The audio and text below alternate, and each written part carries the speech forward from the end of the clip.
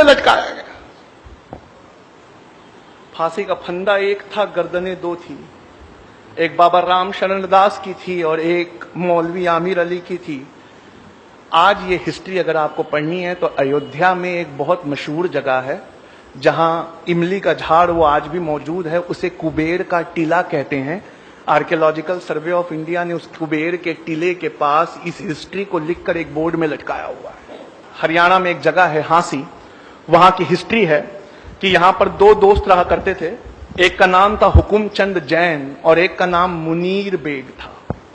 इस हिस्ट्री में लिखा है कि हुकुमचंद जैन और मुनीर बेग दोनों ने इतना डटकर अंग्रेजों का मुकाबला किया, इतना लोहा लिया कि नाभा, कपूरथला, कश्मीर और पटौदी राजाओं की मदद से पकड़कर इन्हें अंग्रेजों को सौंपा गया।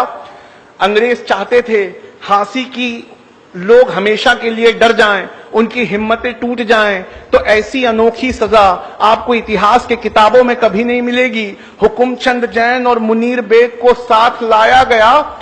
हुकुमचंद जैन को उनके मजहब के खिलाफ जिंदा दफना दिया गया और मुनीर बेग को उनके मजहब के खिलाफ चिता पर जिंदा जला दिया गया। मोतिहारी के लोगों, हमारे बीच एक ऐसा इंसान है जिसने गांधी जी की जान बचाई। इस इंसान का नाम बटक मियां अंसारी है।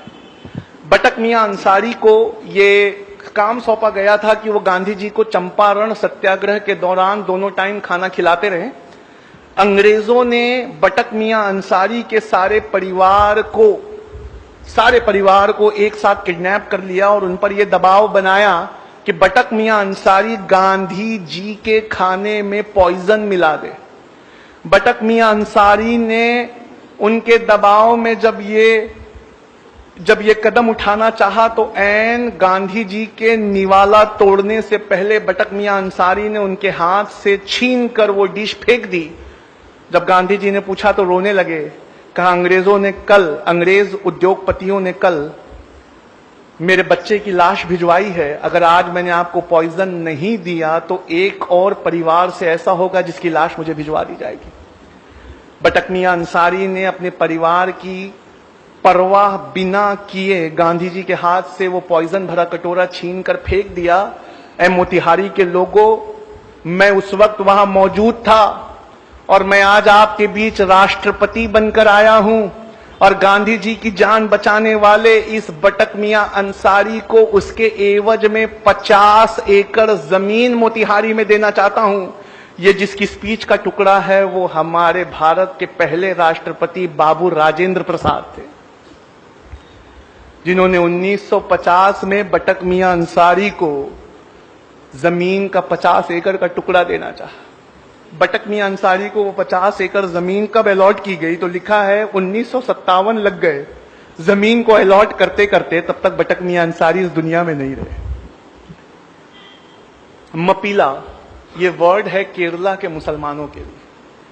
आप ये जानते हैं कि मुसलमान इन्होंने इंडिया में दाखिल अफगानिस्तान की साइड से नहीं हुए। अब रिसर्च ने ये साबित कर दिया है कि पहले मुसलमान केरला में आए थे और इंडिया की सबसे पुरानी मस्जिद जब भी आप विकिपीडिया पे टाइप करेंगे तो वो केरला में मिलेगी, अफगानिस्तान में नहीं मिलेगी।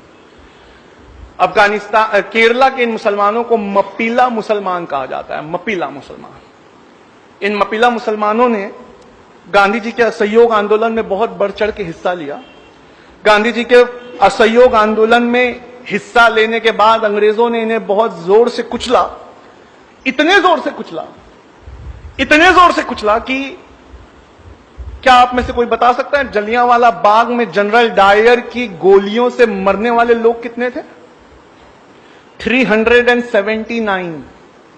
जलियांवाला बाग आता है, आज भी ये नाम आता है तो क्या आप इज्जत से हाथ बांधकर खड़े नहीं हो जाते? 379 निहत्थे औरतें, बच्चों और बूढ़ों पे गोलियां चलाई गई थी जलियांवाला बाग में। हम वो जब भी आता है हमारी आंखों में आंसू आ जाता है। आइए हिस्ट्री ले चलूं। लिखने वाले ऑथर ऐसे हैं जिनकी हिस्ट्री की किताबें कैम्ब्रिज और ऑक्सफोर्ड में पढ़ाई जाती हैं। नाम बिपिन चंद्रा है। चैप्टर है 17th चैप्टर, उसका नाम ही मपीला रेबेलियन है। मपीला रेबेलियन में लिखते हैं कि मपीला मुसलमानों को गांधी जी का साथ देने के लिए 1921 में यह कीमत चुकानी पड़ी कि अंग्रेजों के रिकॉर्ड के मुताबिक 2337 मपीला मुसलमानों को फांसी दी गई। मैं इनके जो लीडर थे उनका नाम था हाजी कुन मोहम्मद, मैं उनसे मिल चुका हूं। उन्होंने बताया है कि गैर सरकारी रिकॉर्ड में 45,404 मपीला का नाम है। लोगों, इसमें एक जगह थी बेल्लारी ट्रेन ट्रेजेडी। इस बेल्लारी ट्रेन ट्रेजेडी में यह हुआ था कि 127 मुसलमानों को, क्रांतिकारी मुसलमानों को बिना खिड़की वाली एक वैगन में भरकर थिरूर से बेल्लारी भेजा जा रहा था। बिना खिड़की वाली इस वैगन, छोटी सी वैगन थी, उसमें 127 मुसलमान भरे हुए थे।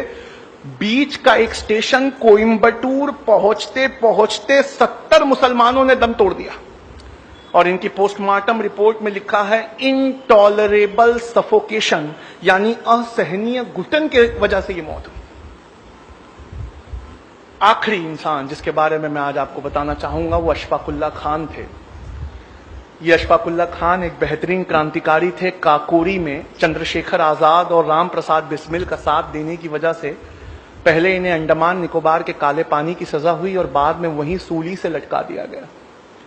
अशफाकुल्ला खान से मिलने जब उनका परिवार पहुंचा तो वो बेतहाशा रोने लगा और परिवार उत्तर प्रदेश में मिलने पहुंचा एक दिन पहले जब उन्हें काले पानी भेजा जा रहा था। अशफाकुल्ला खान ने उनके बहते हुए आंसुओं को देखा और देखकर आंसू पोंछते हुए कहा, ऐ मेरे घर वालों, तुम इन आंसुओं को रोक लो। क्या तुम्हें इस बात की खुशी नहीं है कि हर साल जब आजादी का दिन आएगा तो राम प्रसाद बिस्मिल, कन्हैया लाल और खुदीराम बोस के साथ उसी सांस में तुम्हारे भाई अशफाकुल्ला खान का भी नाम लिया जाए।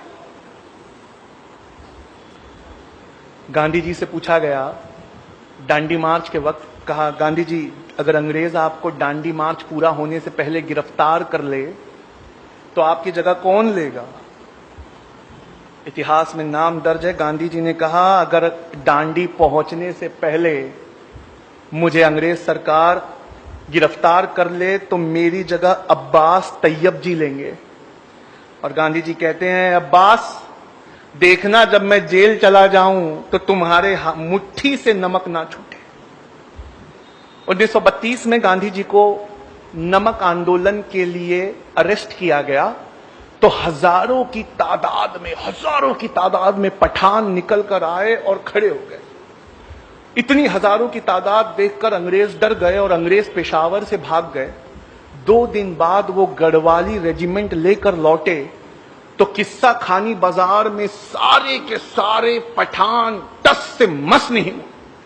गढ़वाली रेजिमेंट से कहा इन पर गोलियां चलाओ। गढ़वाली रेजिमेंट के जवानों ने बंदूकों को लोड किया, देखा सबसे सामने की सफ में पठानों के बच्चे लगे हुए हैं और उन बच्चों के बीच उनका लीडर खड़ा था, उसका नाम था खान अब्दुल गफ्फार खान। अंग्रेज ने कहा कि ये खान अब्दुल गफ्फार खान, हथियार तो पठानों का जेवर होते हैं, तुम्हारे हथियार कहां है? कहा हमने गांधी से वादे के चलते अपने जेवर को उतार के फेंक दिया। कहा गांधी से वादा किया है, हथियार तो छोड़ो, हाथ तक नहीं उठाएंगे। ये फोटो, वहां जमा लोगों की फोटो आज भी गूगल और विकिपीडिया पे मौजूद है। सामने की 2 सफ में बच्चे खड़े और पीछे हजारों की तादाद में पठान खड़े। फिर अंग्रेजों गढ़वाली रेजिमेंट ने अपनी बंदूकें लोड की। इससे पहले गोली चलाती गढ़वाली रेजिमेंट ने बंदूक ये कहकर फेंक दी, हमारे देश में एक जलियांवाला बाग काफी है, निहत्तों पे हम गोली नहीं चलाएंगे। अंग्रेजों ने खुद साख्ता बंदूकें उठाई, 207 लोग मारे गए। आप जानते हैं भारत सरकार ने उन्हें क्या इज्जत दी है? खान अब्दुल गफ्फार खान को मरणोपरांत यानी मरने के बाद भारत रत्न पुरस्कार से संवारा। खान अब्दुल गफ्फार खान का टाइटल है सीमा अंत गांधी यानी फ्रंटियर गांधी। उनको जो प्लाक मिला था भारत रत्न पुरस्कार, ये जो इंडिया का सबसे बड़ा पुरस्कार है, उन्हें दिया गया जबकि वो अफगानी थे, पर अफगानिस्तान उस वक्त इंडिया का हिस्सा था।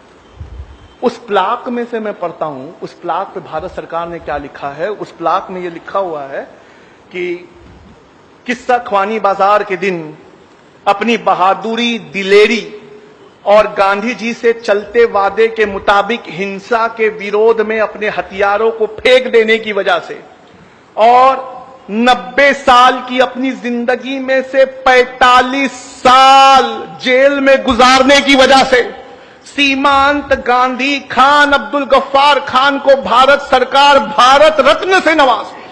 डीएनए ये एक न्यूज़पेपर है जो मुंबई में निकलता है। इसके आफ्टरनून एडिशन को टाइप करिए, उस पर लिखिए मीर उस्मान अली डीएनए। गूगल पे टाइप करके जैसे ही आप एंटर करेंगे अखबार की ये पेपर कटिंग खुलेगी जिसमें लिखा है 1965 में पाकिस्तान से हो रही लड़ाई के वक्त इंडिया के पास पैसे की कमी पड़ गई थी, तो भारत के प्रधानमंत्री लाल बहादुर शास्त्री ने ये अपील करी थी और अपील कर कर ये कहा था कि ये लोगों आगे बढ़कर चंदा दो नेशनल डिफेंस फंड में। मीर उस्मान अली ये उस समय हैदराबाद के निजाम थे। उनसे जब लाल बहादुर शास्त्री की अपील को सुना तो उन्होंने फोन किया लाल बहादुर शास्त्री से, कहा sir I want to meet you, आप हमारे हैदराबाद में आइए।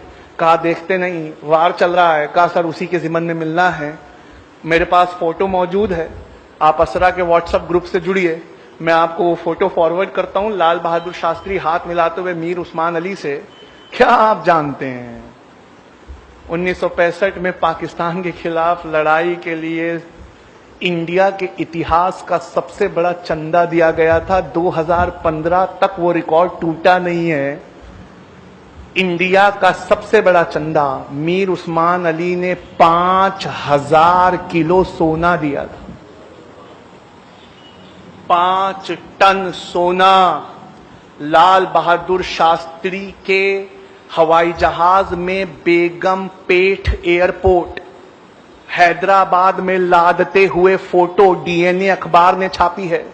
और इस रिपोर्ट को अप्रैल की 13 तारीख 2015 को द हिंदू नेशनल अखबार है, उसने फ्रंट पेज पर इस हेडिंग के साथ छापा है, close fist open handed Mir Osman Ali.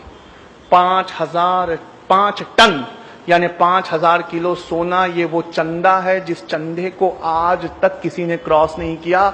ये इस देश की हिफाजत के लिए दिया है। लोगों पढ़ लो, अगर नहीं पढ़ोगे तो कभी नहीं जान पाओगे कि जय हिंद ये नारा लिखने वाला आंध्र प्रदेश के एक मुसलमान थे, उनका नाम मोइनुद्दीन हसन हक था। लोगों पढ़ लो, नहीं पढ़ोगे तो कभी नहीं समझ पाओगे कि जिस प्लेन क्रैश में नेताजी सुभाष चंद्र बोस मारे गए उनके साथ मरने वाले कर्नल हबीबुर रहमान थे।